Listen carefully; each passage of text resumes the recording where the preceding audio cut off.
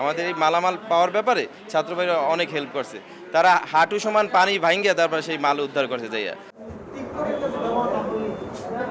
গাড়ির Mobil, tyre ও battery সহ বিভিন্ন যন্ত্রাংশ লুটপাট করা হয়েছিল দোকান থেকে। সেসব মালামাল উদ্ধার করে ভুক্তভোগীদের কাছে ফিরিয়ে দিল বৈষম্য বিরোধী ছাত্র আন্দোলনের শিক্ষার্থীরা। গত ৫ আগস্ট শেখ হাসিনা সরকার পতনের পর বরিশালের কাশীপুর বাজারের জোড়া পাম্প এলাকায় ইউনুস ব্যাপারীর মালিকানাধীন গাড়ির যন্ত্রাংশ বিক্রির দোকান শাহেদ এন্টারপ্রাইজ ও সালমা এন্টারপ্রাইজে লুটপাট চালায় দুর্বৃত্তরা। এ সময় দোকান দুটিতে থাকা প্রায় ২ কোটি টাকার মালামাল লুট হয় বলে অভিযোগ ওঠে।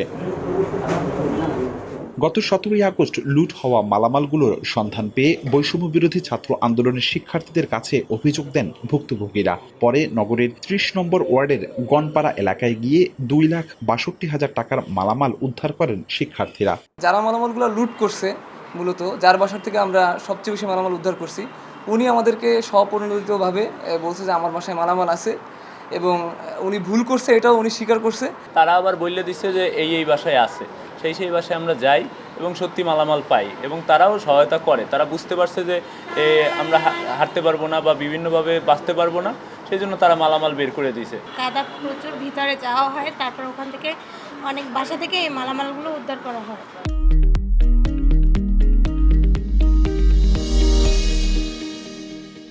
চুরি হওয়া মালামাল উদ্ধার করে এয়ারপোর্ট থানায় পুলিশের সহায়তায় ভুক্তভোগীদের কাছে ফিরিয়ে দেয়ায় প্রশংসায় ভাসছেন শিক্ষার্থীরা। যে কোনো প্রয়োজনে জনগণের পাশে দাঁড়ানোর কথাও জানান তারা। আমরা এই মালামালগুলো এখন আমাদের এয়ারপোর্ট থানার যারা দায়িত্বে আছে তাদের উপস্থিতিতে আমরা আমাদের সমন্বয়ক সাহেব বর্তমান যারা এই জিনিসপত্রের মালিক, সঠিক মালিকের কাছে আমরা হস্তান্তর করছি। বিভিন্ন এলাকায় যখন আমরা গিয়েছিলাম, প্রত্যেক এলাকায় যারা লুটতরাজ করেছে তারা সেখানে অজ্ঞাতনামা হয়ে বিভিন্ন জায়গায় বলে রেখেছে যে আমরা আমাদের এই মালামালগুলো আমরা এখানে রেখে দিয়ে যাচ্ছি। তারা তাদের সেই পরিচয়গুলো তারা গোপন করে সেখান থেকে তারা স্থান ত্যাগ করে পালিয়ে গিয়েছে। এদিকে চুরি হওয়া মালামালের একাংশ উদ্ধার হওয়ায় খুশি ভুক্তভোগীরা। দ্রুত বাকি মালামালগুলো উদ্ধার করতে পুলিশ ও শিক্ষার্থীরা সহায়তা করবে বলে আশা তাদের। খোঁজ করলে আরো মালামাল পাওয়া যায়। এইটা সমন্বয় যে ভাইরা আছে তারাই বলছে যে আপনাদের মাল এইখানে প্রায় ঘরে আছে। তো আমরা সময় স্বল্পতার কারণে ভাইদের সময় স্বল্পতার কারণে আমরা সব মাল উদ্ধার করতে পারি না, কিন্তু উদ্ধার প্রক্রিয়া দিন থাকবে।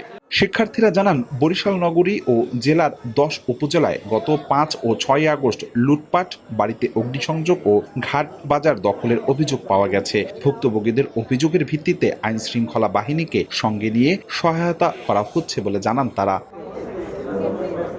অপূর্ব অপু, সময় সংবাদ, বরিশাল।